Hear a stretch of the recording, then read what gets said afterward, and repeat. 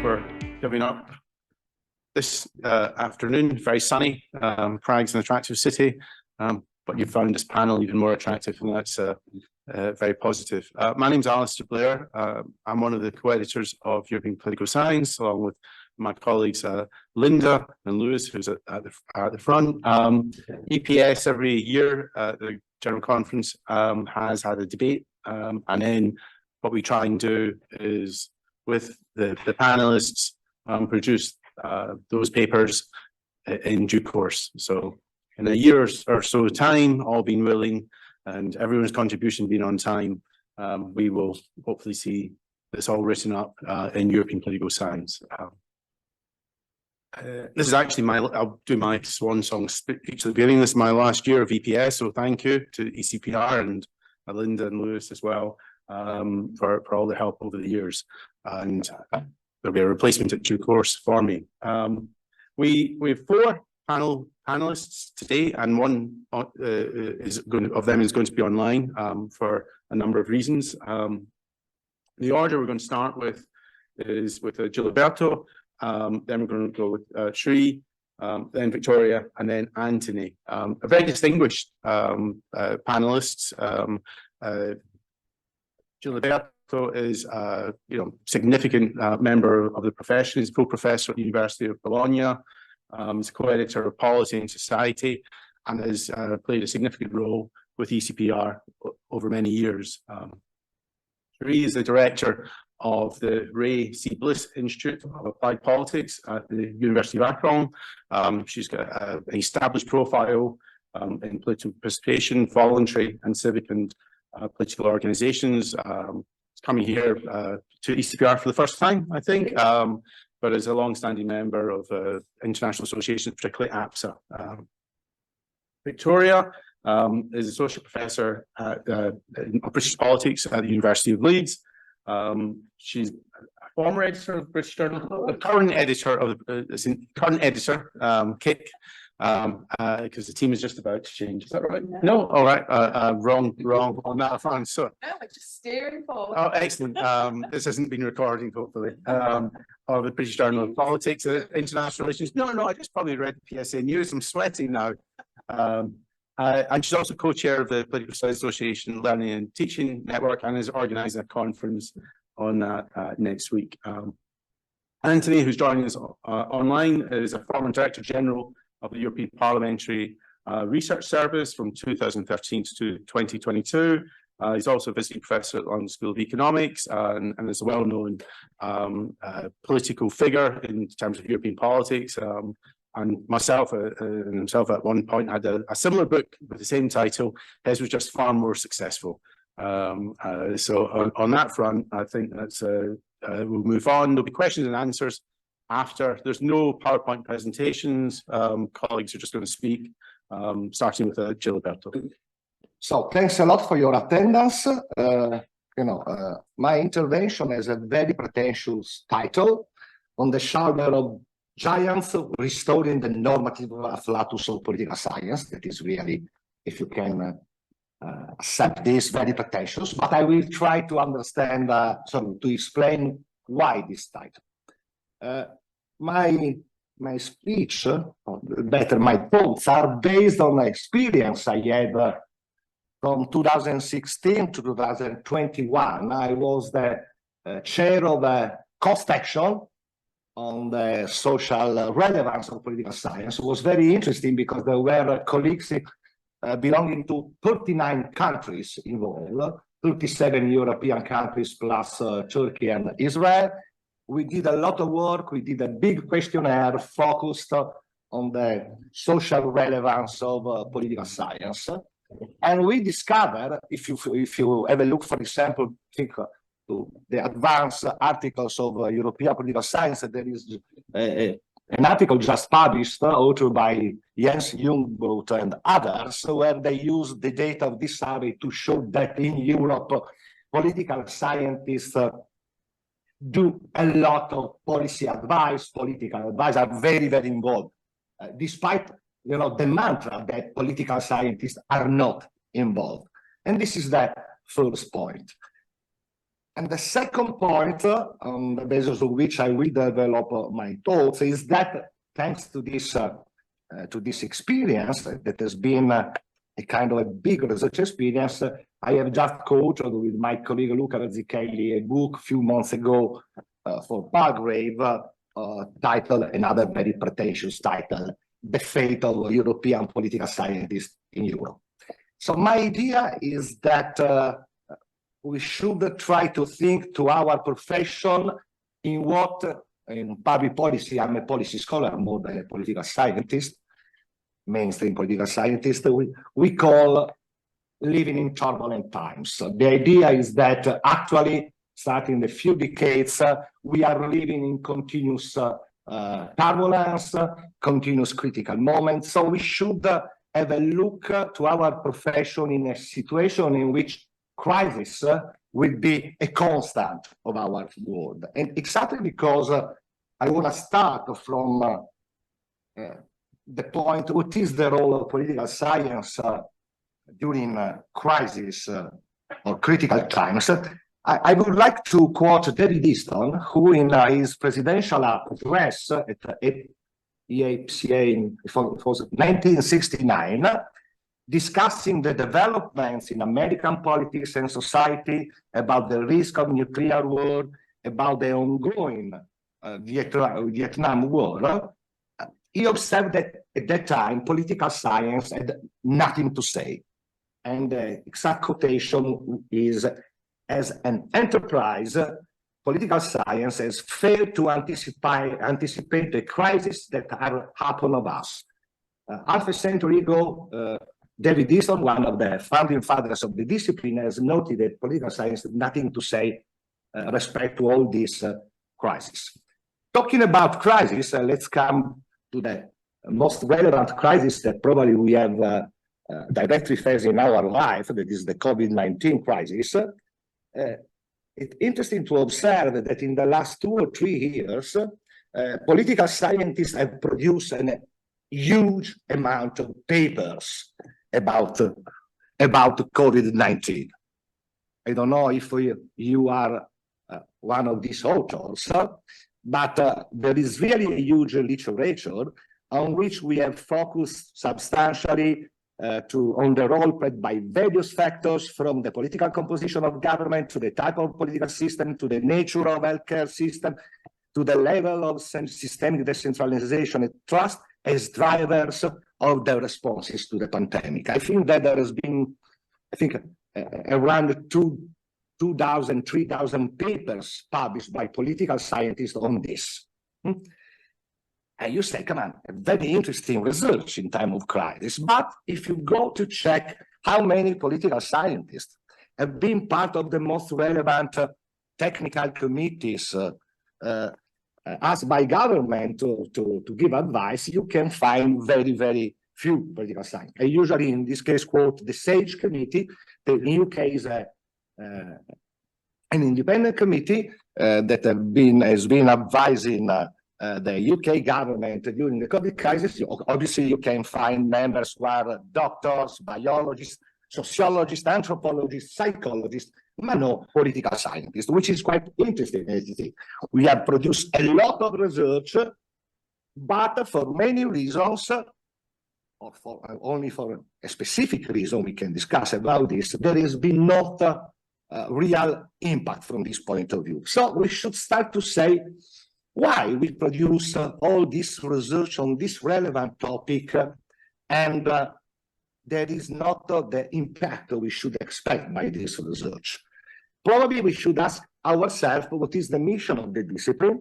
And now I'm starting to cite the giants, in the sense that probably the many variables that we have analyzed to study COVID-19 were relevant for our theories, were relevant to find some kind of explanation, but probably they were not relevant to give advice. And this is something on which we should start to think. Why I'm observing this? Because this idea of the neutrality role of political science, whatever it means, but we have this idea that we should be neutral, that we have theories to demonstrate, hypotheses. It's absolutely necessary, but there is the other side of the moon, or better, the other side of the mission of the discipline that has been clarified by the masters of political science. For example, according to Weber, political science has been and should be deeply concerned with trying to understand how democracy works in practice and how it can survive over the course of time. So the idea of Weber that we study democracy as political scientists, not only for demonstrating that our hypotheses work, but to try to preserve democracy and to make it surviving over time. Then David Easton clearly indicated that political science must focus on immediate major problems. If we cite, for example, Giovanni Sartori, another father of political science, he underlined that political science should be a science for society's sake, should produce useful, applicable knowledge. Ostrom and Putnam underlined that political science should help citizens. And finally, a direct quotation of Katznelson and Moore, who wrote that political science should focus on how to pursue a more decent politics and society under dangerous and difficult conditions. So the real point is that we can dislike the master of political science had a very strong political afflatus. The idea was, okay, we should be highly scientific, but there is a higher goal, a higher mission of the discipline. That is to be helpful for a better society. Then, obviously, there is the last master who, at a certain point of his life, decided to change his interpretation of his profession, that is Lasswell. Lasswell has been one of the most important and highly prestigious members of the Chicago School of Merriam. He was very involved in studying the psychology of power, and at a certain point in his life, he decided to change. He has become the refounder of policy sciences, and he started to say that political science should focus on the socially and policy relevant problems. It was a kind of anthropological change. So there are clear normative indications coming from the masters of political science, and they remind us what the discipline shares with other social sciences. That is intrinsic relevance based on the production of practical knowledge. And it's interesting to underline, obviously, that all or most of these masters of political science followed the John Dewey's famous quote, that is, any problem of scientific inquiry that does not grow out of actual or practical social conditions is factitious. It's interesting because John Dewey is one of the fathers of the pragmatist school, and most of the political science, most of the master of the political science inspired their conception of the discipline to this pragmatic view. I'm not saying that most of us are doing a bad job. We are talking about what I think could be something that we should try to remember. We very often forget this. Let's try to think, for example, to the fact that we can dislike political science has been founded also to defend liberal democracy. We can dislike, but the master of political science had this idea. Then we can say, but I don't like the adjective liberal. Okay, let's focus on constructing a new democracy, a democracy without liberal. But the real point is that if we miss this idea that there is a normative afflatus as a pivotal element of political science, we risk to disconnect from the masters. And what it could be one bad result of this? Let's think, for example, how many colleagues, many scholars, highly reputed, methodologically very, very sophisticated, have been producing excellent research showing that advanced democracies have significant pitfalls and shortcomings. Great research. They are also based on, let's say, sophisticated methodology, and the results are convincing.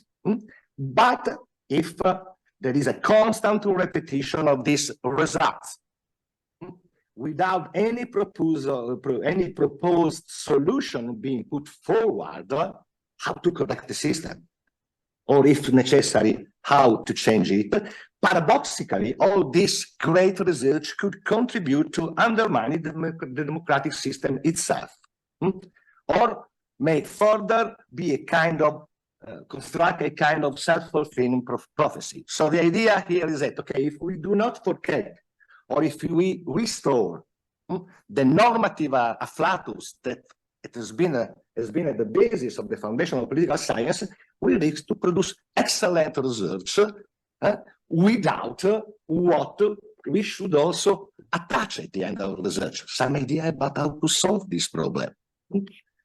It's quite clear that to propose solution does not mean that policymakers will hear you, but this is another problem, is how the result of the research can be communicated in a more effective way. So, I'm only at the middle of my presentation. I try to cut. On this basis, just to be clear, after having reminded you that the giants of political science, we can like, we can dislike, were normative. We can like, we can dislike. And probably we should teach our PhD students the master of political science, because if you teach them, then you teach also this, I would say, actually hidden dimension of political science. So I think that it's quite clear that political science should try to be engaged, socially engaged. There are many systems in which, national systems in which you are obliged to show that you are engaged. Starting from the UK, and then this is becoming quite common around many other countries. We should show that we are engaged. It's not important if we are really engaged. We should show on the paper and so. But the idea is that we should focus a bit more on socially relevant problems rather than on theoretical problems. And following a suggestion of Jerry Stoker, who has been writing a lot on this, we should focus more on solution-seeking research design rather than on explanatory research design. I perfectly understand that we could open here the debate, but we need explanation to propose correct solution, but exactly because it's not so clear, I think that Jerry Stoker is completely right. We should try to not have any research, but we should also try to design research that are based on seeking solutions. That could be a way to show that we are really engaged. 2 points respect to how try to increase this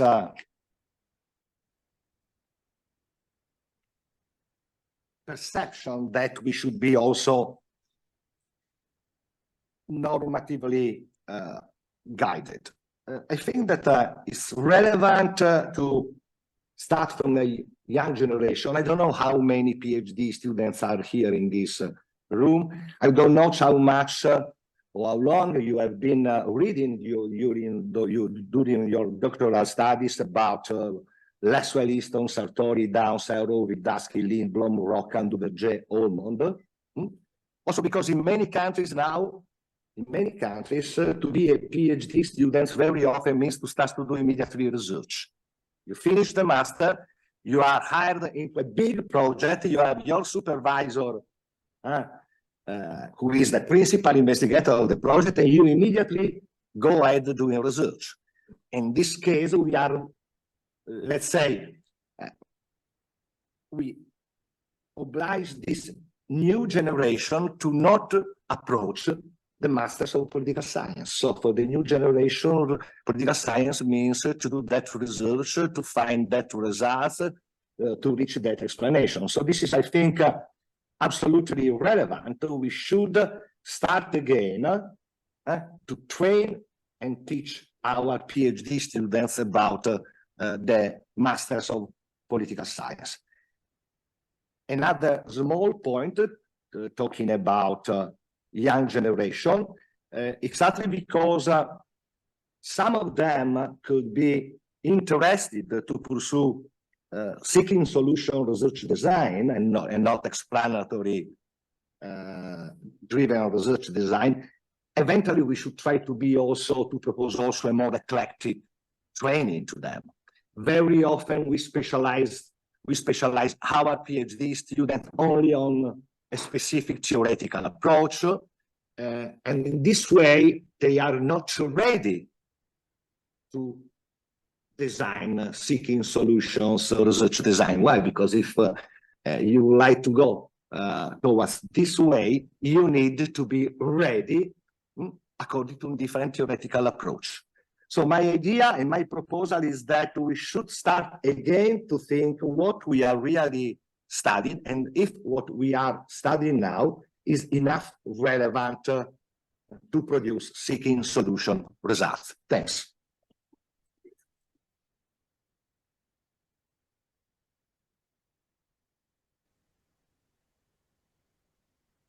Okay, so thanks for that starting off. Now Cherie's going to take over. I will take over and pick up right where you left off. So again, I'm Cherie Strachan. I'm the director of the Bliss Institute at the University of Akron in Ohio.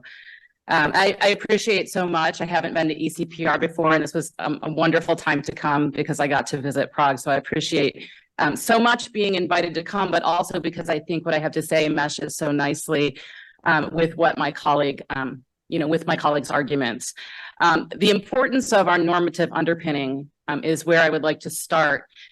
We really overlook and forget how far we have come. The fact that we have to give a plenary to remind people, the fact that the keynote, which I appreciated so much on Ukraine, overtly took a normative stand, but had to defend and justify why it was important for political science to do so, means that we've come a long way from our origins. When you look back at our origins in political science, we left other disciplines. We left history departments and sociology departments and other early sort of fledgling social sciences and humanities explicitly because we wanted to be normative on behalf of democracy, right? And that was the thing that made us all come together as a discipline. The reason why we initially embraced being scientific, right, moving away from pure theory, moving away from solely relying on political philosophy and descriptive institutionalism. The reason we did that is precisely because we wanted our work to be taken seriously by policymakers. And we knew that if we could claim that we were being objective in our research methods and an objective in our approach to empiricism, that we would have a better shot and not be called biased or in the tank for any particular political agenda. So being objective was actually at the origins of our profession a means to an end, a means to be influential. And gradually over time, the means became the end, right? And we replaced wanting to achieve policy influence with wanting to be have status as a science within the academy. We became more preoccupied with having status here than being able to reach an external audience. And I think it's problematic in so many ways. Problematic for all the reasons that have just been explained, problematic for the reasons that we're facing right now, not just in the United States, but globally with democratic backsliding and rising authoritarianism pretty much everywhere you look.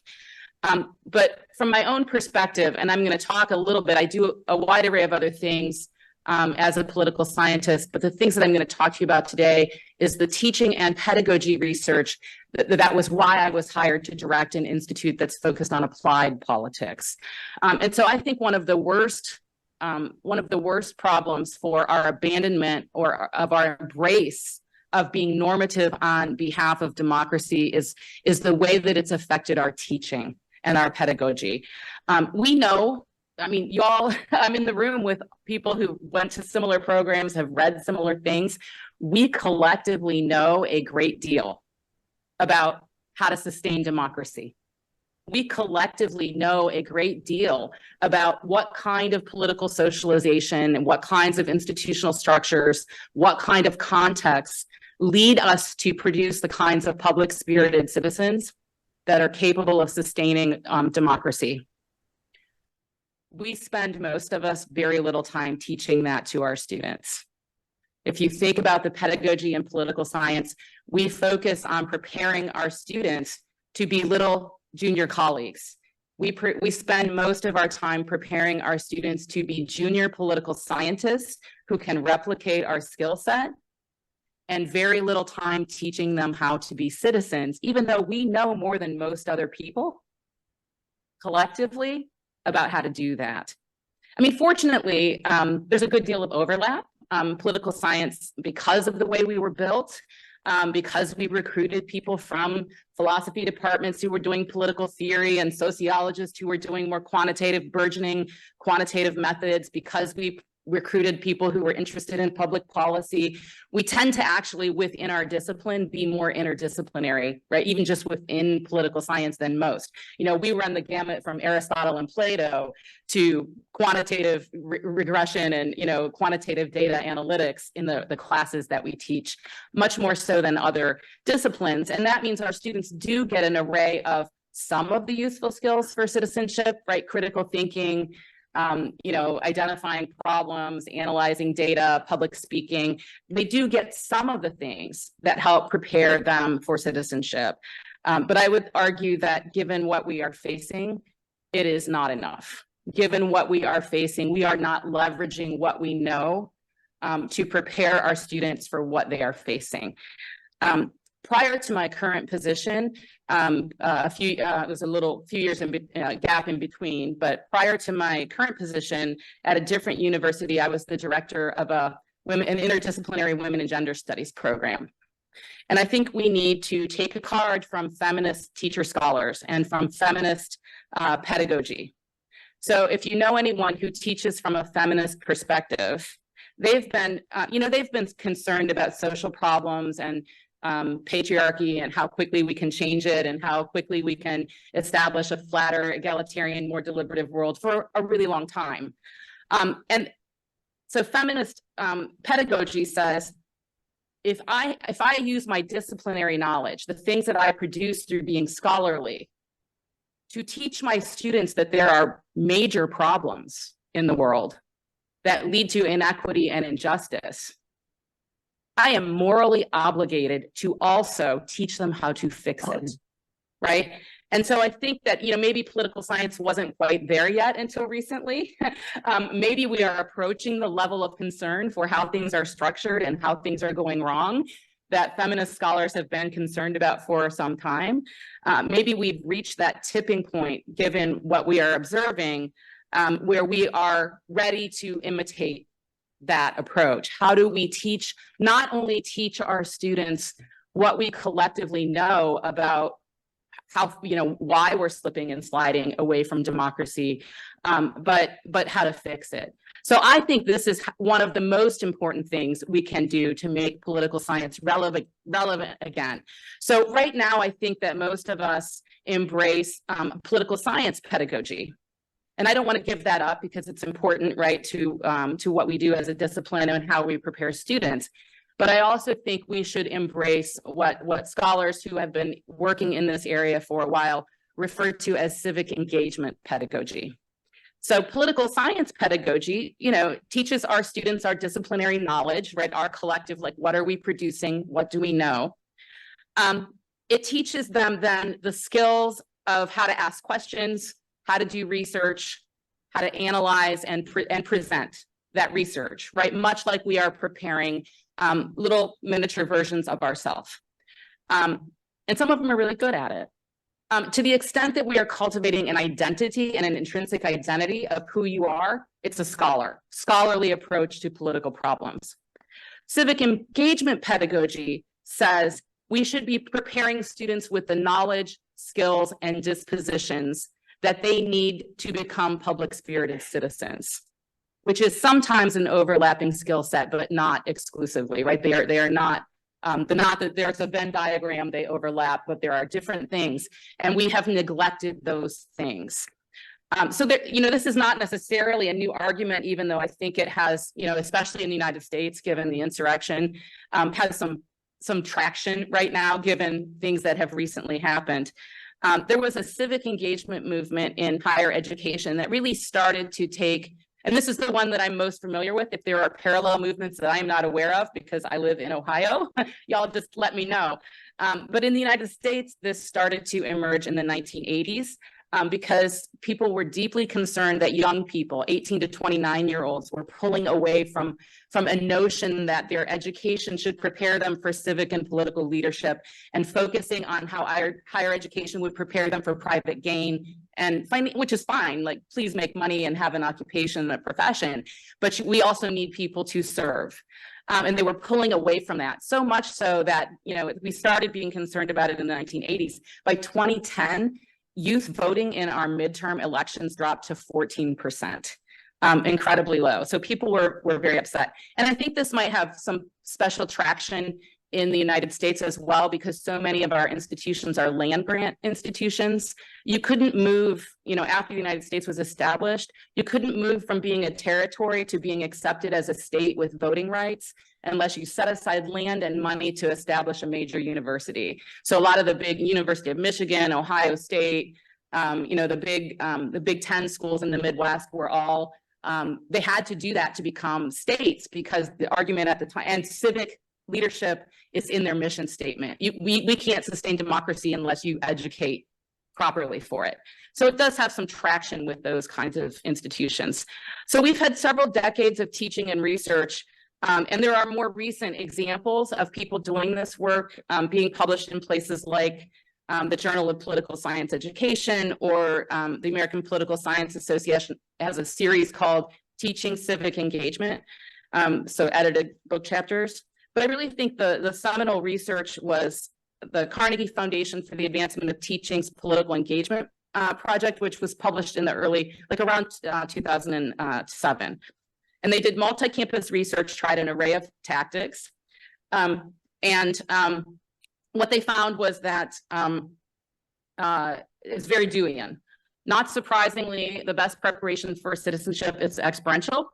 It is involving your students in a politically active community where they can practice civic and political skills, engage in discussion about political issues with one another. And it's important that those communities be racially and ethnically diverse, so that they don't think that only people like themselves, if we want a pluralist democracy and we want stability long-term, they have to see other people as citizens. I would like to just explain in my last 5 minutes too. We do this in all sorts of ways.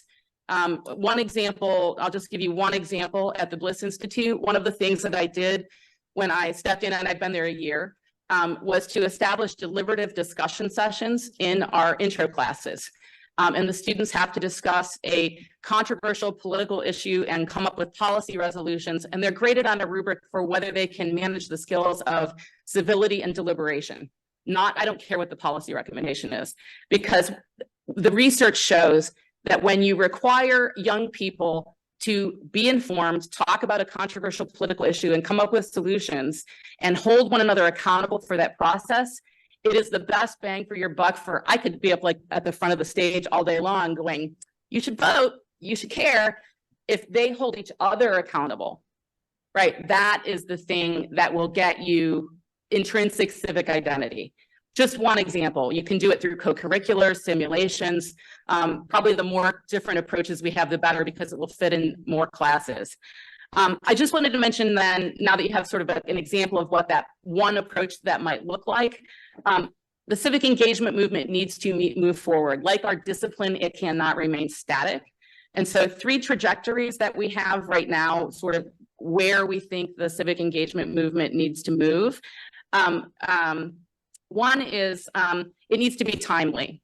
Things that I was teaching my students 5 years ago were the civic skills. I thought we would have rude politics, and I needed to train my students things like name it, shame it, pivot for when there was an ad hominem attack. I'm actually looking at Erica Chenoweth's work on civil resistance right now, because they're now facing threats and violence when we ask them to participate in politics. And they need to know what the tactics are for responding to authoritarianism. It needs to be intersectional, right? Our student bodies are becoming increasingly diverse. We are no longer white men teaching to white male students. I need to make sure that what we are teaching the students matches their lived experiences because of their intersecting identities. If I teach students who are undocumented or refugees how to vote, that's not good civic engagement pedagogy. If I don't modify my deliberative form so that women and minoritized people have equal voice, they're not going to enjoy that, and it's not going to cultivate civic identity for them. They're going to say democracy is not for me. So you have to be intersectional, especially given migration right now across all of our countries. And 100% we need to internationalize this. The civic engagement that I'm familiar with emerged in the United States. It should not stay there. We are in this together. We are facing democratic backsliding and authoritarianism around the globe. And I can't develop, right? It needs to emerge and grow in local contexts. You know your students, you know their identities, you know what they're facing, right, in their communities. And you're the ones who are best able to develop effective pedagogy in your countries, in your regions, in your communities. There's some efforts to do that. The Journal of Political Science Education has certainly tried to internationalize its editorial team this time around.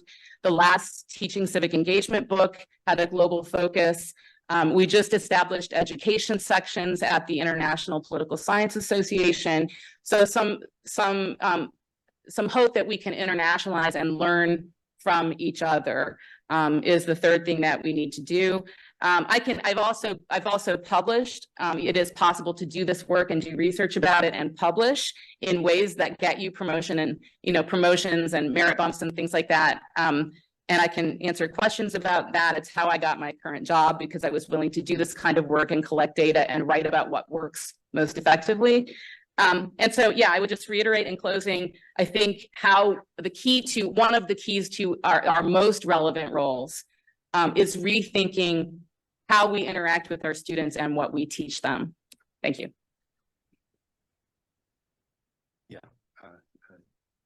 we just said you just got to write all that up. Okay, moving on swiftly to Victoria. Thank you. Hello. So I've got 15 minutes and I'm going to treat this like a collective kind of therapy session. So I would encourage you all to join in. When Alasdair was putting the panel together and he asked the question about why is political science important in today's world, it came at a time when I had been talking to colleagues. I'd come back from a conference in America where I'd heard an awful lot of colleagues talking about the challenges that they experienced in their, not just in their teaching, but in the experiences that they had working at universities. I teach British politics. I live in Britain. It's a pretty insular life, so I know exactly what is happening in higher education in the United Kingdom. But I'd also been talking to colleagues in Australia about the fact that they're facing similar issues. And I happened to bump into a very old friend of mine here at the conference. We went out for dinner last night. She is an academic in Denmark, and she was talking through some of the problems that she was having, the things that she's facing regularly. And I nodded along sympathetically, not because I'm just a good friend who nods along sympathetically, but because they're exactly the same problems that I deal with in the United Kingdom. So it might not be a universal set of problems, but I think that it has pockets of commonality. And what I want to talk about in terms of why political science is important is why it is important what we do. Cherie talked about a hierarchy. There are lots of hierarchies in what we do. We're constantly being told that we are a soft science, that we don't really apply ourselves to the problems that Giliberto was talking about at the beginning, because that's not what we do. We mess around in libraries and we, spend a lot of time looking at spreadsheets and those kind of things. That's not what we do. And therefore, as part of my collectiveness, I want to talk about why we are relevant, why we are important. And I want to try and shift, or perhaps shift is too strong a word, I want to argue against the idea that because we don't do maths exclusively, because we are not a hard science, that we lack value. I want to explain why what we do is important, not just for us, but for our students, to fit in very much with what the previous panelists have said.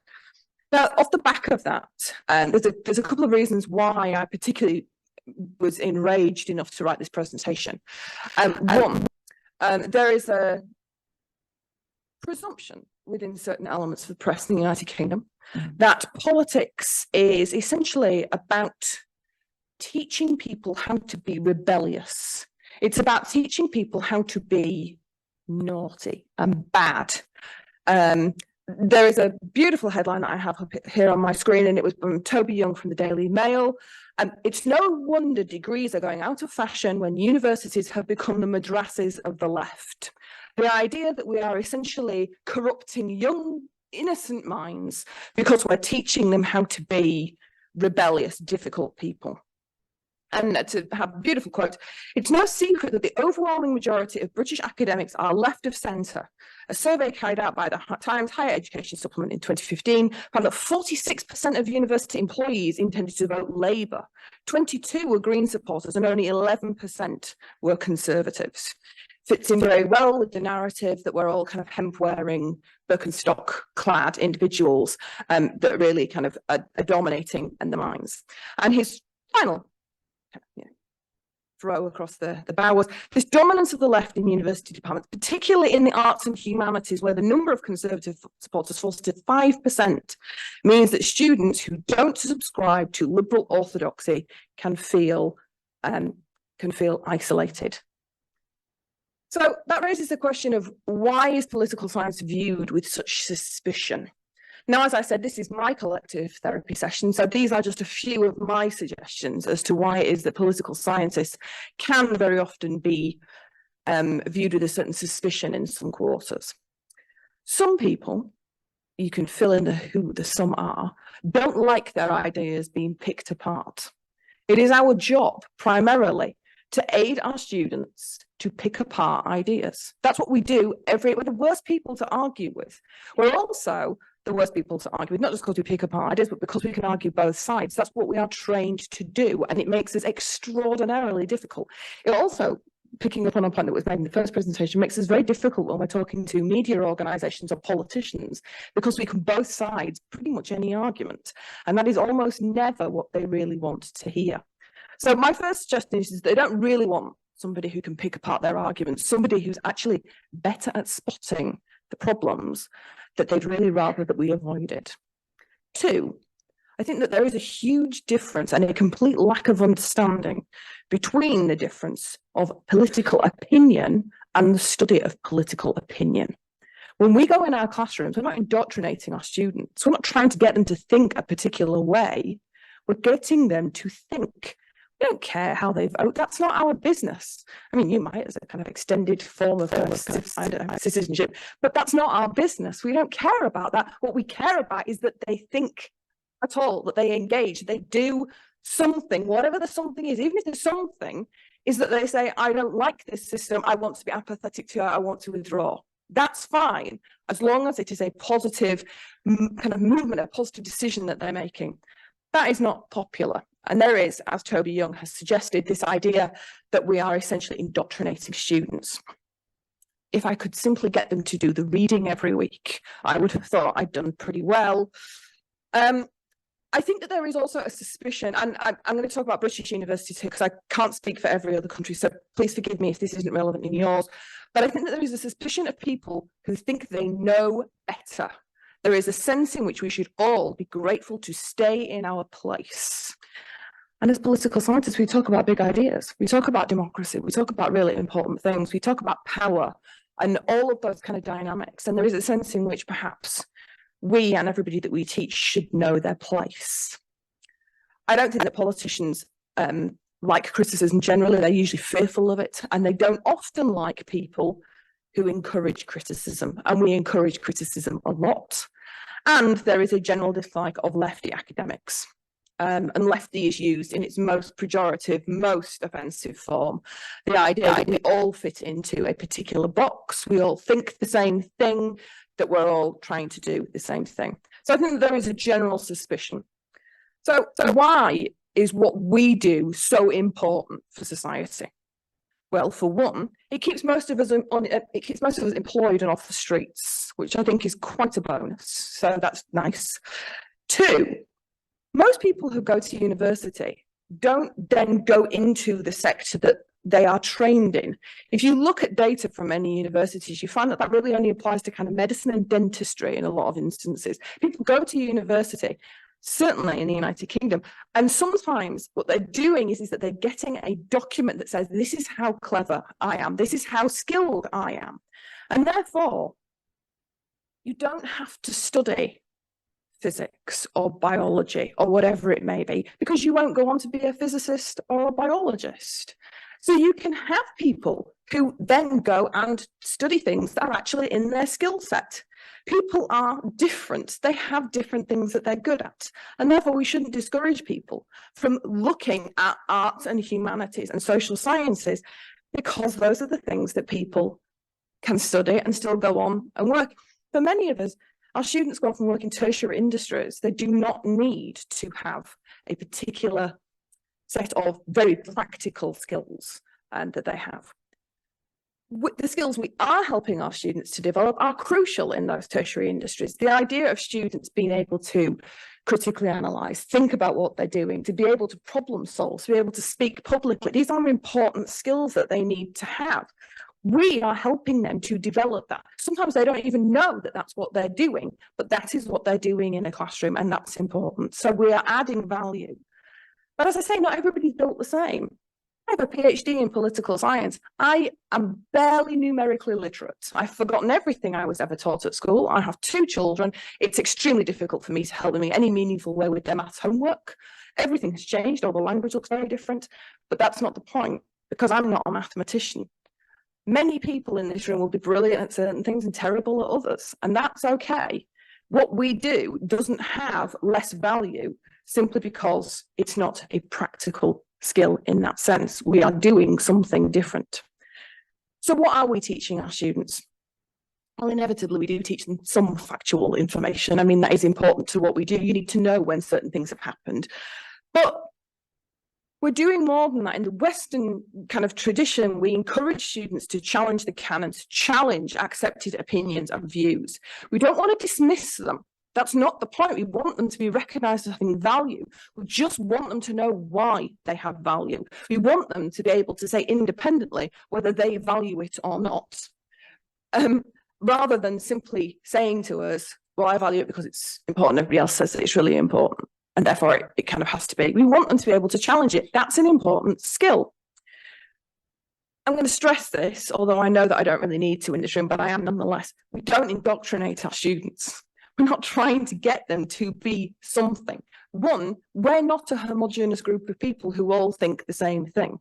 And therefore, the idea that we're trying to get our students to think something as well is ridiculous.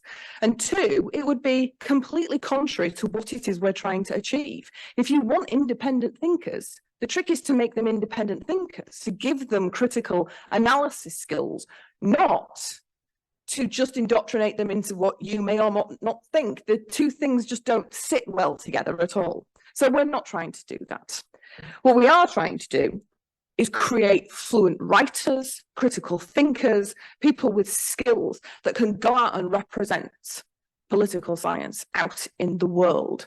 Now, some of those people will go on to do amazing and fabulous things. Some of them may go on to be politicians, who knows? But the point is is that you don't necessarily have to do politics with a politics degree. And we shouldn't be shy about saying that actually what we do is crucially important. So is it worth it? Is it worth doing a social sciences degree? If I'm telling everybody that this is fabulous, why is it? Well, one, there is an intrinsic value to a degree. Getting that piece of paper is very often a requirement for you to get particular types of jobs. And therefore, it is important in that regard. It's also important in terms of social mobility. I was the first in my family to go to university. It mattered. Many of you will be in the same boat. It's not just a piece of paper, it's a very important piece of paper, and therefore it has value. Two, as I suggested, people are not the same. Some people are talented musicians, some are engineers. Some of us, all of us in this room, are talented political scientists. We see the world in different ways, and the differences should be valued. It's not just about monetary value. It's not just about whether or not you can create additional revenue, although many of us create additional revenue in lots of different ways. It's about recognizing different skill sets and valuing those different skill sets, not simply saying to some people, well, the thing you happen to be really talented at is brilliant, and the thing you happen to be really talented at is a bit rubbish and we're not interested in that.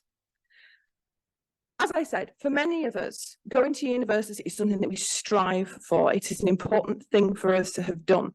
It creates more social mobility in our lives, and therefore I would say that any degree is important in that regard.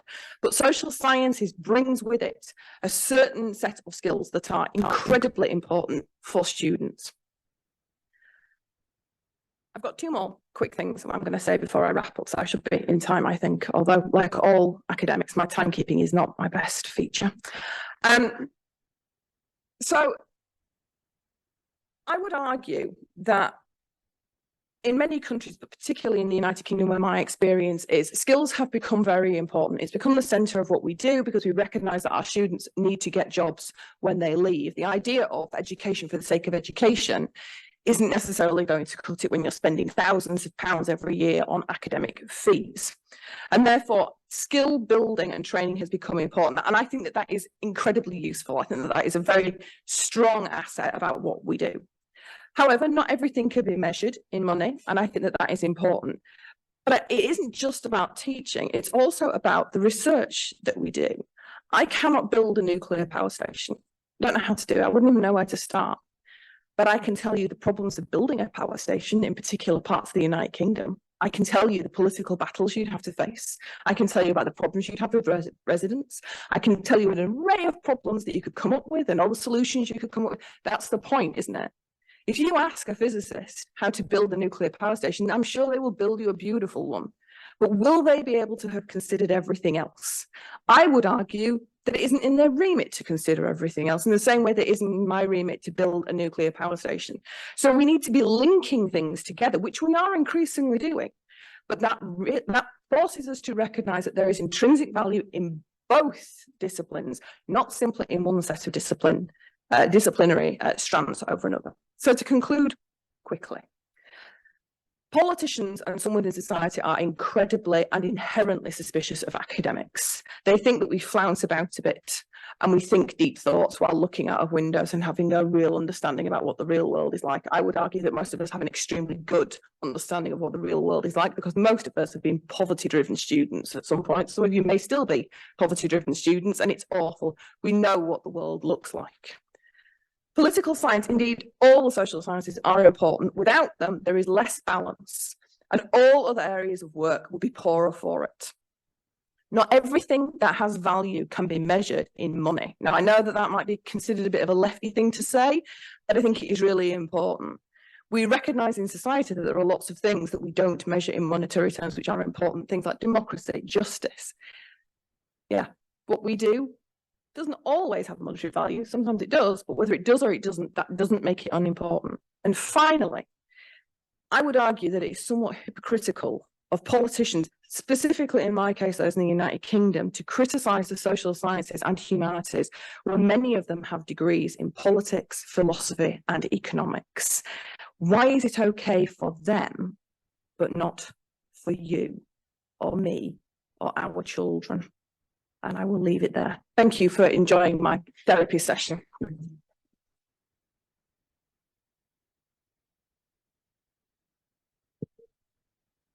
Okay, we're going to switch online to Anthony. Now, I can't present you with a card, Anthony, but you've got 15 minutes.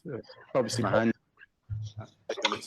Thank you. Thank you very much indeed, Alasdair. I hope you can all hear me clearly. Apologies for not being in Prague with you. Unfortunately, I just can't be there for reasons I won't bore you with. And I just want to say thank you not only for the invitation, but also to you, Alasdair, for the work that you've done with EPS and ECPR over recent years.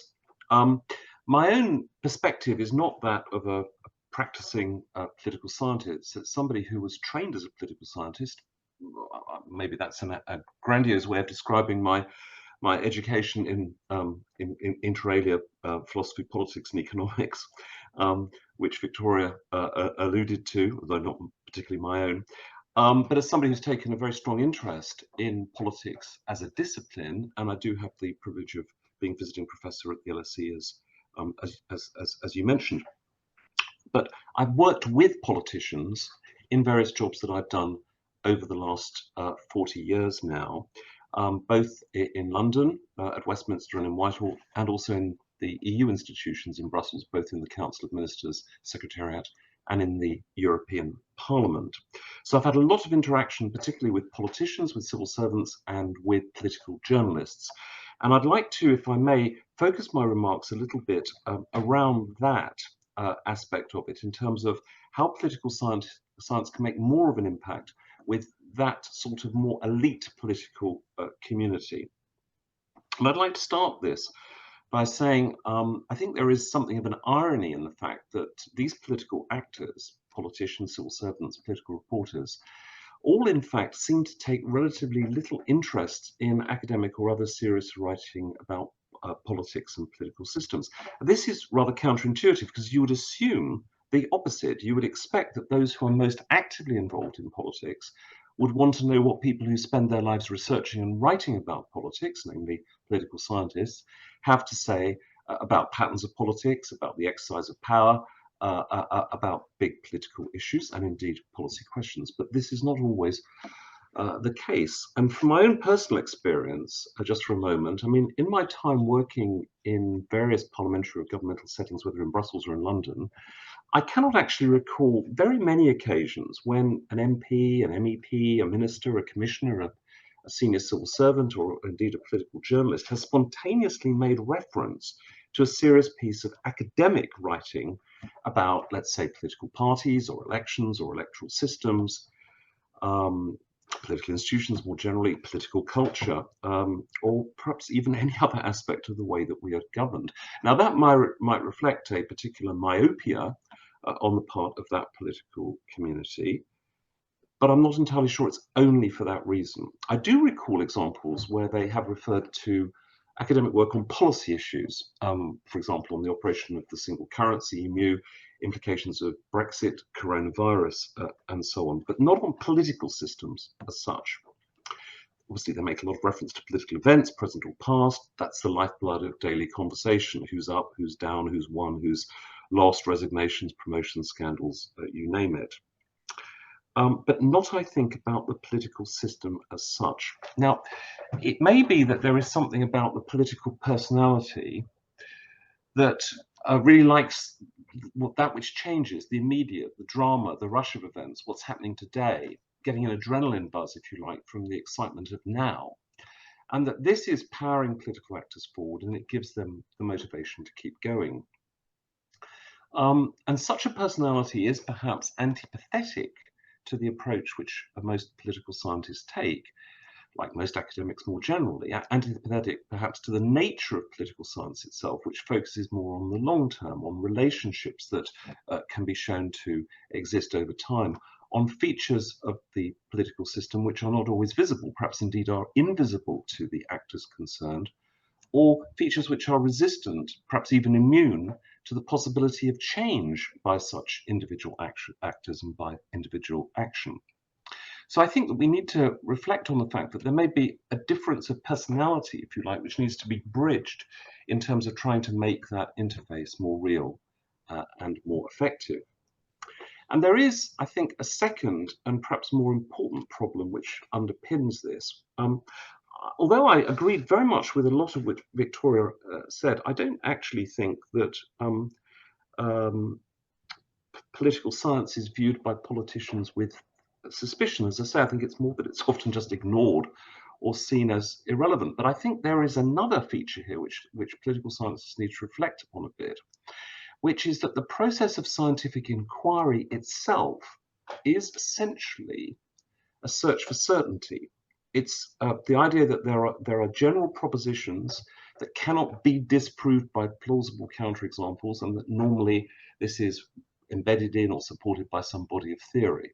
So if science, and political science calls itself a science, even though it may not be a hard science, is essentially a search for some kind of certain consistency and certainty, the problem is that politics itself thrives on uncertainty. If science seeks clarity, politics loves ambiguity. In fact, politics, especially democratic politics, occupies and I think needs a space of uncertainty and ambiguity in pursuit of the possibility of change. And that's what parties, elections, referenda, mass movements, protest movements, even revolutions ultimately are all about. The possibility of effecting change in an area where change is possible. And uncertainty and ambiguity are critical. They're in the lifeblood of political life and political systems. So if you say to political actors that there's a bigger picture, a bigger universe, which in effect sort of predetermines or precludes certain outcomes or lines of action and constrains their choice, their space for choice, that inhibits their freedom of action, that limits their role as agents of change, that's not really a message that they want to hear. And I don't think it's so much that politicians fear their arguments or their propositions being picked apart by people who might not agree with them. After all, political life is full of arguments of various kinds. It's the notion that there might be out there people who are in a way challenging the self-worth of politicians by suggesting that their very political careers might actually be of little consequence. And that can cut to the core. Now, this is an issue that relates not only to conventional politics in terms of contestation, an argument between politicians and parties and so on, but also about the policymaking process itself. And it explains why there is a reticence, not only among politicians of all stripes, not just left or right, to subject proposals which they might make to ex-ante impact assessment, but also on the part of civil servants, for fear in advance that there might be an analysis, an independent analysis out there which doesn't confirm their basic policy preferences or choices. And I experienced this personally when I was working in Brussels, heading up Parliamentary Research Service. One of the functions that we had is have is to subject European Commission legislative proposals to a kind of impact assessment appraisal. And I found that there were a lot of people in the parliamentary system, as indeed in the Commission, who didn't like this very much for fear that the outcome might be different to their preferred preference. And so there's a kind of bias there in the system against the kind of independent and dispassionate analysis on the part within the policymaking system, and not just in conventional party politics. So my point really is this, and I'm sorry if I'm making it at great length, it is that we can't simply assume that the more active communication of the results of political science research, set out obviously in as clear and accessible a form as possible, will necessarily succeed in attracting the interest, the attention, or the action of the highly political audiences I'm talking about. In other words, we need to confront the possibility, and the political science profession needs to confront this, that the very nature of political science may challenge, perhaps even threaten, the assumptions of the political community, prompting an unconscious desire to downgrade, relativize, or push back the importance of its political science conclusions. So there could be a kind of paradox of political science, which helps limit its appeal and applicability to exactly the people you think it might appeal to, namely those who are most directly engaged in politics itself. So what, if anything, can be done about this? Well, very briefly, I would suggest the following. First, certainly, whether it's in research design, but certainly in the presentation of research findings, try to focus on patterns of politics, especially ones that can relate to or may have been experienced personally by political actors, and also focus on the question of who exercises power. By and large, politicians, civil servants, and the media are very interested in the latter, but also to some degree the former question. Now, example of the former question, patterns of politics. Example from the EU context would be whether being a good legislator in Brussels, and thinking particularly of members of the European Parliament, does or can or will affect whether you are renominated by your domestic political party, and if so, how this varies between parties and countries and why. Because obviously the one thing that everybody who's elected is interested in, unless they're planning to retire, is renomination. So work in that field has the potential to make very quick cut through if presented in an interesting, attractive and clear-cut way. An example of the second, namely who exercises power, would be study of the negotiating techniques adopted by and within the Council, the Parliament and the Commission in the trilogue process of codecision, and how each institution either does or could maximize its influence and its success. Nearly all the members of the European Parliament at some point will be part of a trilogue negotiation, and being able to think through from other experience how and why you can maximize your impact is something they'd be very interested in. I cite these just as two examples, and I know that there is research in both these areas, though I'm not aware of the fact that the research that has occurred has so far been completely taken on board in the European Parliament. The second thing I would say is that political scientists in presenting their research should perhaps pay a little bit less attention to somehow confirming or proving propositions or intuitions through data which they already had, and more on those propositions which are coming out of their research, which are counterintuitive, surprising, or unexpected. Indeed, the more they are counterintuitive, surprising, or unexpected, the more likely it is that the political community will pick up on them, because they then become some tradable information and analysis which people can draw to each other's attention in the way of showing that they understand what's going on. Third, I think the analysis which is produced by political scientists is more likely to attract attention the more it is presented as if it was and looks like a news story. At the Columbia School of Journalism, they teach this triptych rule for how to write an article: focus on what, so what next. The Politico approach, which was unveiled, was outlined to us in Brussels when Politico hit Brussels some years ago, was identify a dividing line and then personalize it. These are the kind of journalistic techniques which are used to try to make stories interesting. And I think in trying to work out how to break through to the political community, reflecting a little bit on how it can be presented potentially in that kind of way is good time invested. And of course, alongside that, thinking about when a piece of analysis is most likely to fit with the news cycle and therefore get picked up and reported more widely. Something of little public interest one month may seem perfectly timed the next, and try to appeal in a way to this sense of the immediate, the drama and the rush of events, which I mentioned earlier.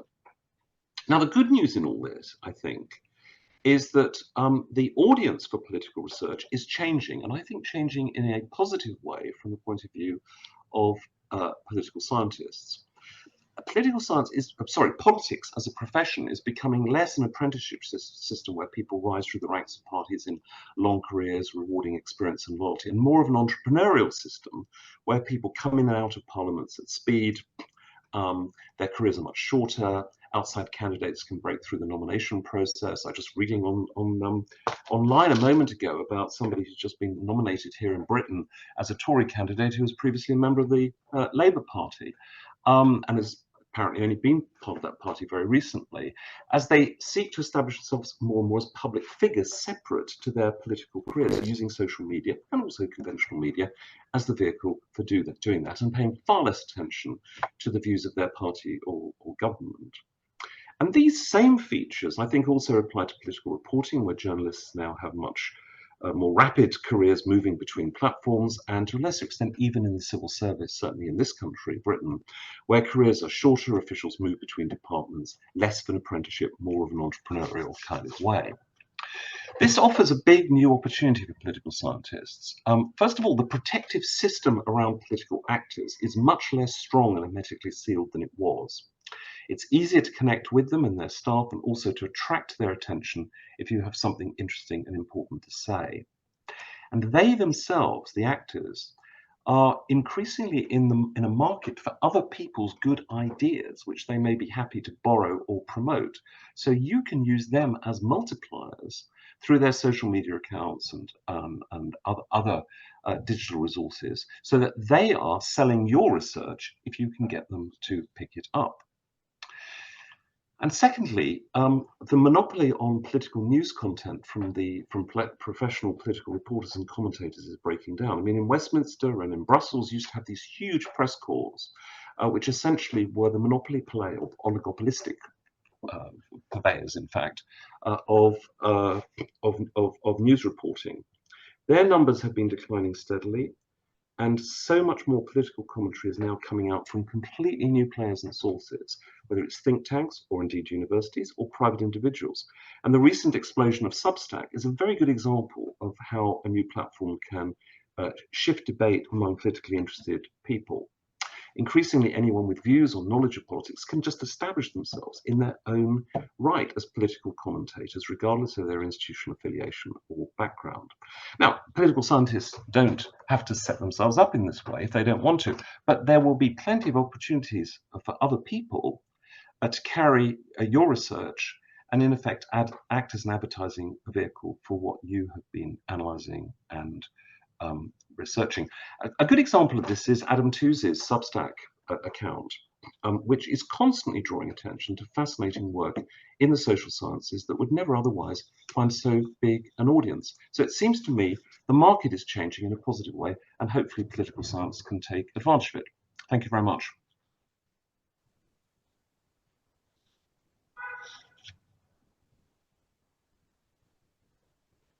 Great, bang on time. We've got just about 30 minutes for any questions. We'll probably take them in groups. Who's got a first question? Want to ask? Got to be someone out there, surely.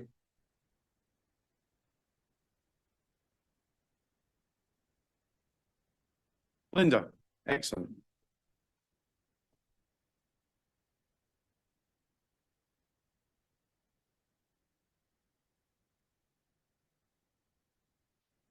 Especially when listening on the first two presentations, but also the third one, my impression in the end is that probably political scientists, both when they are doing research, but also when they are doing teaching, they tend to talk to themselves. As I told, sometimes we talk in our research on how to build nice models, how to create, I like the expression, mini us in political science, but not to teach them. So I find this challenge of going outside out of the ivory tower just to become more engaged. And probably the first question is whether we need to develop our skills in dissemination also of our research. So just to be able to translate our researches for wider audiences.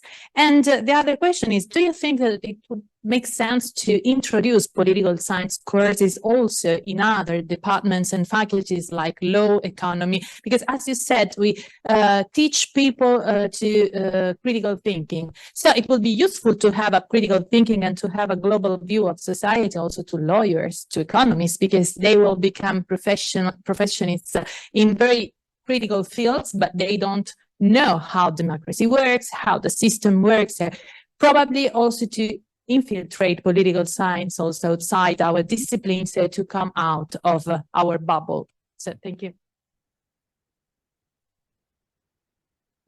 That seems to be awkwardly getting passed on. Victoria. I'll take it, although I think I'm probably not the best to answer it. So let me give you a bit of background. So I do quite a lot of media work with the BBC in the United Kingdom. And I do that based upon what they want to talk about. They don't want to talk about what I want to talk about. They want to talk about what they want to talk about because they have a continually moving news schedule. they're not ringing me at 8 o'clock in an evening and saying, we need you for 7 minutes. And it's always something ridiculous like 7 minutes. We need you for 7 minutes to talk. Come on, tell us about your research. Of course not. They want me to talk about whatever is happening in Britain's policy with Yemen or whatever it might be. So I think that I thought Anthony's paper was really excellent, where he talked about kind of, you know, how to engage with people. And I think that we sort of need accommodation, because on the one hand, we need to get them to be interested in what we're doing, but we also need to be interested in what they're doing. And the two things are not necessarily the same. Coming back to the kind of second point, I don't think that we monopolize critical thinking. We're not the only people that can do critical thinking, although I think that we do it really, really well. And I think that it's important that we kind of open ourselves up. But anybody who's worked in university anywhere knows that doing anything across different schools is extremely difficult. It's really hard to kind of pull things together. So the more we can do it, brilliant, but it isn't as easy as it sounds like it should be. So I think that we have to recognise the value of what our colleagues are doing, while also trying to push the fact that we're fabulous. Yeah, Anthony, do you want to come in on that one? Well, I've spoken quite a bit just now, so I mean, I agree very much with what Victoria's just said. I mean, I think her point about the media is absolutely spot on. I mean, obviously, the media want to talk about what they want to talk about. Now, of course, what they want to do is create division and have interesting conversation around that. But they also have to sustain interest in the subject. I mean, in a way, everybody's in the same business, whether it's the political reporter, the politician, the political scientist, and so on, which is that they have to sustain interest and a sense of centrality to the work that they're engaged in. But obviously in their case, in the case of the political reporter, they're setting the agenda. So one does have to respond by that. But nonetheless, I think that particularly when you are commenting on another political system, the political scientist can really bring an awful lot of insight. I mean, if a French political scientist is talking about the French politics to a French news outlet, it's much less likely that they're going to make an impact than if they're talking to a British news outlet, say, or an American one, and vice versa. And I think that, you know, part of the success of political science in communication outwards is for people interested in particular political systems, and I know that's not you know, always the most fashionable one these days, to go out and say, well, actually, I can tell you a lot about what's happening in the American primaries or in local elections in Italy or whatever it might be, in a way that the media, I suspect, would find really quite interesting. And on those occasions when I've heard that on the radio or television, I think it's worked extremely well, just by way of my own personal reflection. Okay, any other questions? Yep, and can you just introduce yourself? The mic is coming your way. Hello, Vladina Betkayan, Leibniz University and Vrije Universiteit Brussels. Thank you so much. I was here since the first panel this week, and yesterday I was sitting with Kate and I was telling her, you know, I go to any section and all I see, all I hear as educational scientists is learning needs or some learning outcomes or need for learning outcomes, or because the lens is always there. And when you ask your question, why is political science important in today's world, I was not even expecting that that's where you're going to go, but I feel so inspired, and I hope that this direction catches wind, because what we are seeing now is more cuts, maybe to civics education, or yeah, the importance is not being seen by the educational system, or the priorities are somewhere else. So I hope there is more voice. And I'm wondering, what does it mean for interdisciplinary research specifically? Because when you have findings, how do you translate for the other discipline? Or does that work without interdisciplinary teams, or are you all set?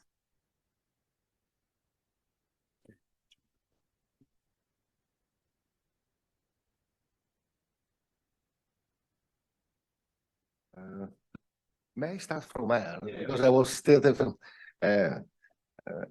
this idea that we should try to have political science also in other departments is really an obsession of minoritarian thinking, in the sense that we are not the best discipline, you know what I mean? And so everyone would like, sociologists would like to be in the department of biology and so on. So I think that first of all, we should be honest with ourselves, you know what I mean? The sense that is one of the social sciences.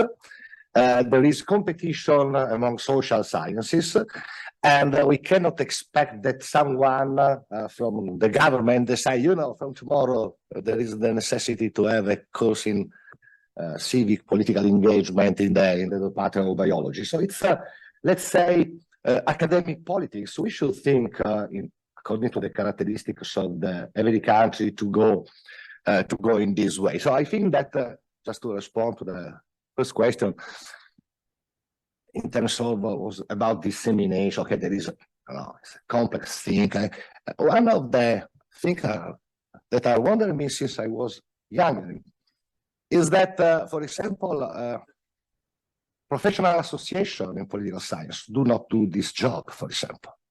We are quite good in organizing prize award for the best book, great conferences, but we do not do lobbying, for example. Why? This could be an interesting issue also. I'm a member of the AC of ECPR, so it's the same for why in the national level it's so difficult for the professional association to do this work of dissemination. It is also institutional lobbying and so on. Respect to interdisciplinarity, it's always a complicated thing.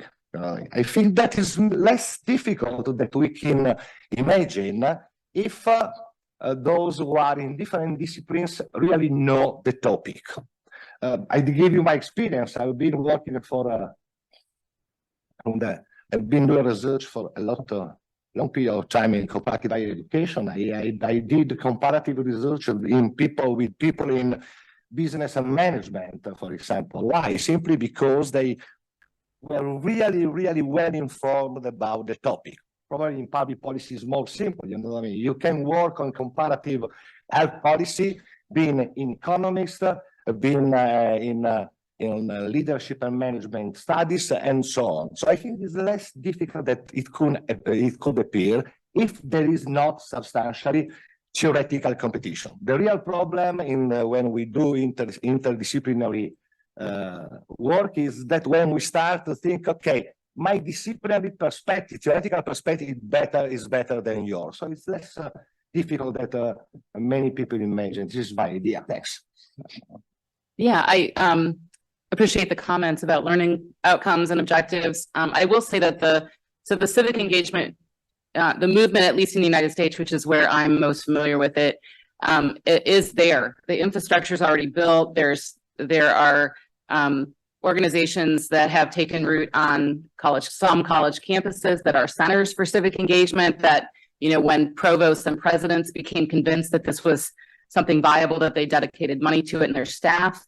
They've had 30 years of recruiting faculty, not all of whom are political scientists, as well as we have pretty robust student affairs staffs and lots and lots of student organizations on American college campuses, and so a lot of staff where, you know, lots of the civic skills that you need to learn, you know, read Tocqueville, happen in associational life and the public sphere. They don't necessarily have to happen in our classroom. And it does seem to be right now, because the insurrection scared people very, very deeply. I mean, I think people let things go. People let things go in the United States because they just were arrogant. You know, they just thought it couldn't happen to us. They felt like we were so secure, right? That we couldn't, you know, rude politics, calls of threats for violence. But this is the United States, right? They just didn't see that we could really have the kind of insurrection that we had, or the kind of threats that we're having now. So there was just an editorial in the New York Times, and someone sent it to me. Actually, I read it on the plane. It was written by an academic, but basically blaming the insurrection on the United States on the and I don't think this is entirely accurate. It's someone that's sort of myopic, but blaming the insurrection in the United States on the fact that we have abandoned social studies, civics instruction in elementary and secondary, but also at our colleges and universities, right? That for our general education requirements, we give students too much choice, and we don't make sure they take something with the classics. We don't make sure they take something that has a normative orientation about like why you should value a free society, but then also providing some of those skill sets. So the infrastructure is there, and it's, it's been there. I think it's going to get a little bit more energy because people are afraid. It also depends in the United States what kind of policies and approaches you need to adopt with your students. Right now, it depends on what state you live in. So some states are really, if you have a Democrat governor and state legislature, they are reinvigorating higher education, and they are reinvigorating some of these practices. If you live in a state with a Republican governor and a Republican state legislature, they are passing laws that are taking books out of your libraries and banning discussion of controversial or divisive issues in the classroom, and they're coming for higher education.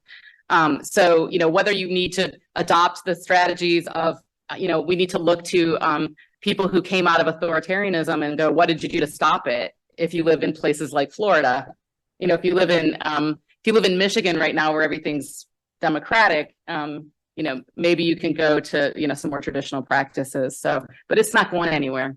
Yeah.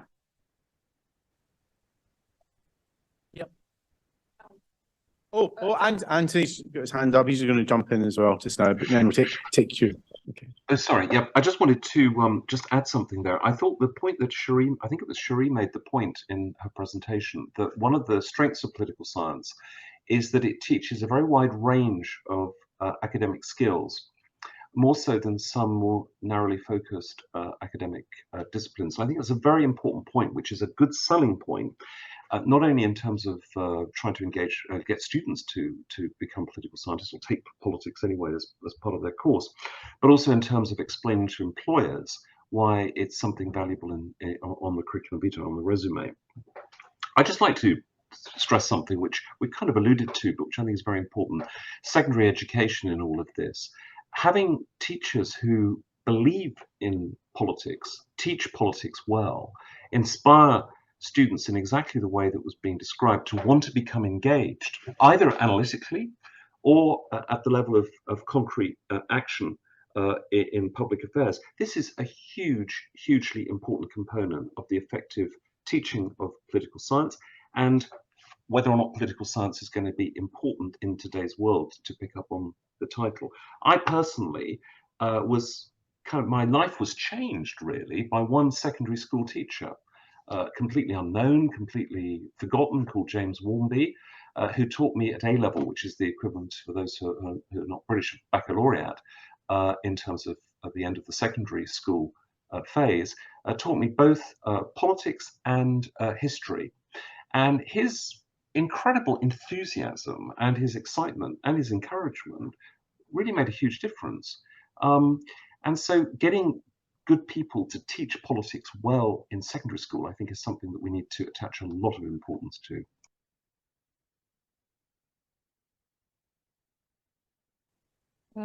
Hello, my name is Asnif, and I'm a PhD student from the University of Tartu in Estonia. I more want to bring back a few of the points that you mentioned in your speeches. This is more like raising concerns and trying to reflect together, because I don't think I can really formulate a comprehensive question. But first thing that immediately crossed my mind, we have the title, Why is Political Science Important in Today's World? But we mainly talk about the West. And I think that's an issue. And I think especially after yesterday's keynote speech, it is even a bigger issue. And I kind of wanted to hear, I understand, of course, that most of your experiences also come from the West. So very often we don't feel like we can represent the people who are not immediately in our surrounding. So in that sense, how can we bridge this gap between does the non-West fit into the world at all? The next question that comes to me is the issue of inclusivity and intersectionality. I think there is this one issue that we have in academia that we kind of talk in the back rooms, but we never voice about this. How about all of the identity politics that is going on? Because we have consistently allowed Western scholars to say things about our countries which we cannot utter because we are biased. And that's another issue. Probably I would like to know how in your pedagogic experience you could have or you are probably tackling this. I think I would leave this here so that I don't take too much time. Thank you. Yeah, I think that's something that my colleagues in the US that have been part of this civic engagement movement are belatedly coming to the conclusion that they need to reach out to the non-West. And I think actually the recent circumstances in the United States, have helped trigger that, without feeling so arrogant or so confident, and that we need to learn from each other, right, rather than being top down. And so that is an approach that's infiltrating, right, the current effort to reach out and internationalize and to let, I can't tell someone who is in an authoritarian country that they ought to do civic engagement the same way that I do. I have particular tactics when I teach, for example, even in terms of who's minoritized and who's othered, or who's not included, is going to be different. And then the tactics, we have huge issues with intersectionality in the United States with trying to ensure that African Americans and people who were previously enslaved and disenfranchised feel comfortable and brought into the political process, right? And we have to know that history and adopt particular tactics because because we're owning our history. I can't do that, right? You have to do that. I can't do that, right? And so realizing that needs to be done, or we're really consciously aware of that in this movement and trying to do a better job. And so I can just give you an example of like, what do we do with intersectionality in the United States? When I teach, so I teach women in politics. One of the things that we know as politics became more rude and more aggressive in the United States, that people were much more likely to receive, if you ask someone to step into politics and be we want to train civic leaders and we want to produce people that go on and step into those leadership roles, they're going to get an ad hominem attack. And if you're a woman, they're going to be based on your sex, right? You're going to get something that's a sexualized attack to diminish your status. I cannot in good faith send women out into the world without, otherwise they'll freeze like Hillary Clinton, when Donald Trump was stalking her. I don't want them to freeze. I want them to know how to handle it. So I teach them, I have, not my whole class, I teach straight up political science, but a section of my class that's dedicated to, right, this is going to come for you. How are you going to react? And I have them practice a tactic called name it, shame it, pivot. That was sexist.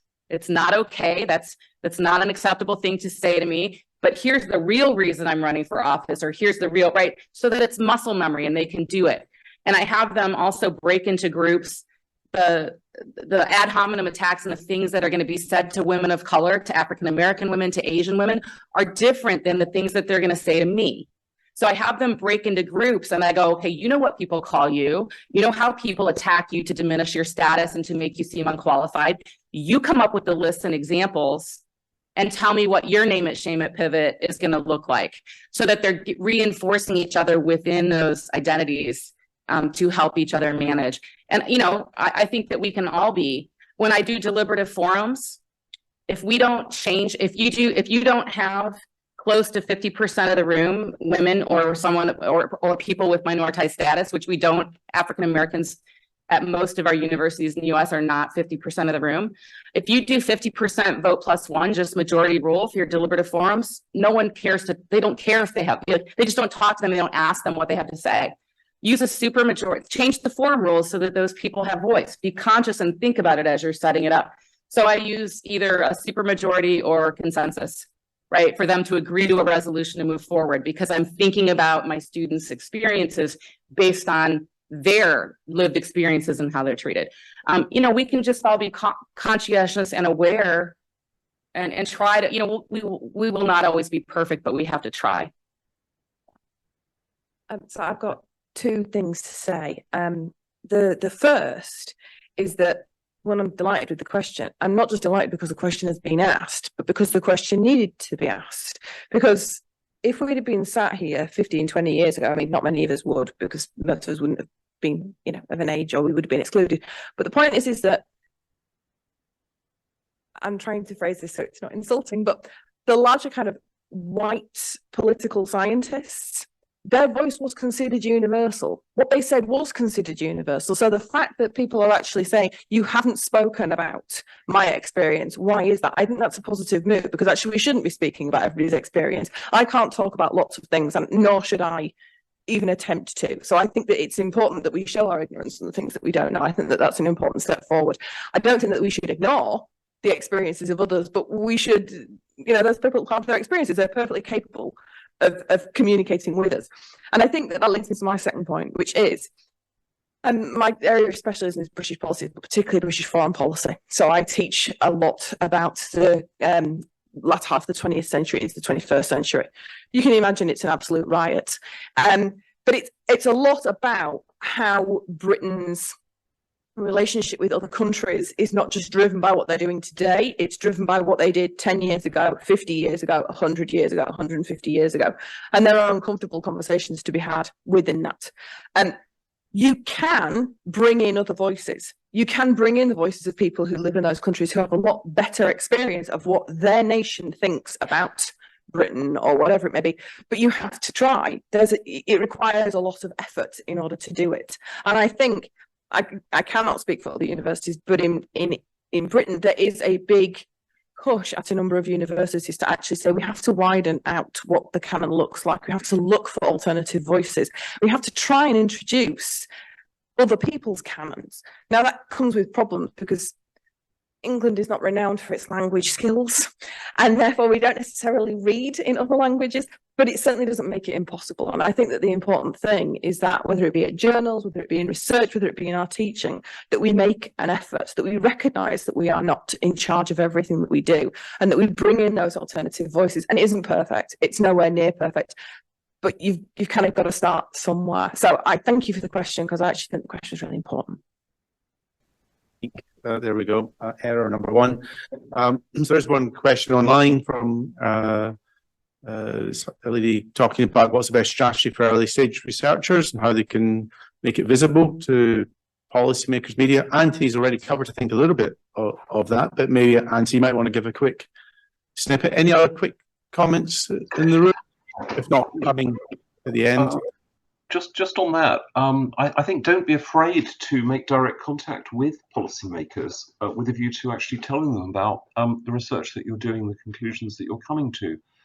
I mean, one of the things I'm struck by at the LSE and just more widely, but as I happen to do some teaching there, is the fact that although the London School of Economics and the policy community in Britain are very physically proximate, actually the interconnection between the two is not as strong as you would expect. And when people talk to me about how to try to affect people's thinking in Brussels or in London or wherever it might be, I say to them, just go out there, just make contact, send them an email, ring them up, whatever it might be, try and have a meeting, talk to them about what you're doing, maybe do an interview, whatever, or flatter them a little bit about how they could contribute to the evolution of your own thinking. But people are actually very, very open to the idea of being sensitized to thinking in an area proximate to what they're doing in public life. So don't be afraid to get out there and make those contacts, and hopefully they'll pick up and respond to them. And that, I think, goes for the media as well.